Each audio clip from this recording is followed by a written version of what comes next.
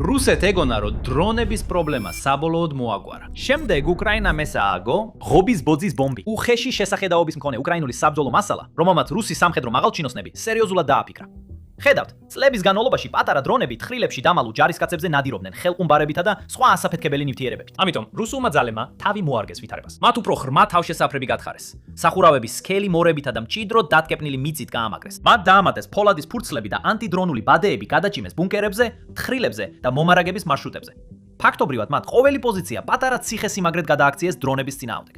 და გულწრფელად რომ თქვა, ეს იმუშავა. ბუნკერის თავზე აფეთქებული ხელყუმბარა შეიძლება სასიკვდილო ნამსხვრევებით დაფაროს ტერიტორია. მაგრამ ქვემოთ მყოფი ჯარისკაცები ხშირად გადარჩებოდნენ, რადგან სახურავი აფეთქების ძირითად ტალღას იწოდა. ზუსტად ამ სისუსტის გამოყენება გადაწყვიტა უკრაინამ. სტანდარტული ხელყუმბარის ნაცვლად უკრაინამ ააგო ბომბი გრძელი მართკუთხა ტანით და გამაგრებული ფოლადის წვერით წინა ნაწილში. ამით ის მეტალის ღობის ბოძს დაემსგავსა.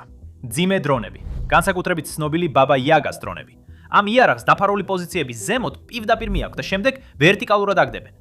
და აი აქ იწყება ყველაზე გონებამახვილური ნაწილი. იმის ნაცვლად რომ აფეთქდეს მაშინვე, როგორც კი სახურავს დაეცემა, ფოლადის წვერი ჯერ დამცავ ფენებს ხრեց. ის ჭრის მიწას, ხის მასალას, ლითონის ფურცლებს და თუნდაც ანტიდრონის ბადეს. ხოლო მაშინ, როცა ბომბი ბუნკერში შეაღწევს, დაყოვნებული ფიუზი აფეთქებას იწვევს შიგნით. და აი ასე გვაქვს აფეთქება. ეს მცირე დაყოვნება ყველაფერს ცვლის, რადგან აფეთქება მჭიდრო მიწისქვეშა თავშესაფარში დამანგრეველი. მოულოდნელად, ისავე სახურავი, რომელიც ჯარისკაცების დასაცავად იყო შექმნილი, აფეთქებას შიგნით აკავებს, რაც ნიშნულოვნად ზრდის მის დამანგრეվել ძალას. ყველაზე უცნაური ის არის, რამდენად მარტივია ეს იდეა. უკრაინას არ დასჭირვებია 100,000 დოლარის ღირებულების ძვირად ღირებული რაკეტა.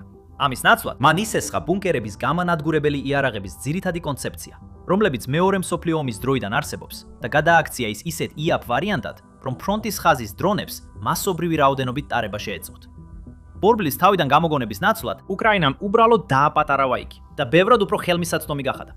სწორედ ამიტომ რუსი სამხედრო ბლოგერები ტელეგრამზე განგაშტეხენ. ის ბუნკერები და ანტიდრონული ბადეები, რომლებიც ადრე ჯარისკაცებს ძვირფას დროს აძლევდა, მოულოდნელად ბევრად ნაკლებ დაცვას იძლევა. სანამ ეს იარაღი გამოჩნდებოდა, უკრაინას ხშირად სჭირდებოდა რამდენიმე დრონი და განმეორებითი დარტყმები ერთი გამაგრებული პოზიციის გასანადგურებლად, რაც დამცველებს ძვირფას წამებს აძლევდა გაქცევისთვის. ეხლა, ერთი კარგად დამიზნებული დარტყმა შეუძლია სახურავი გაარღვიოს და შიგნით ყოფი ყველა გაანადგუროს. რუსეთისთვის ეს კოშმარად იქცევა. და სანამ ისინი გზას არ იპოვიან მის შესაჩერებლად, უკრაინაში მყოფ თითოეულ ჯარისკაცს კიდევ ერთი რამის შეეშინდება. ბომბი, რომელიც ჩვეულებრივი ღობის ბოძივით გამოიყურება. თუ სამხედრო ისტორიები გიყვართ, გამოიწერეთ არხი ქვემოთ.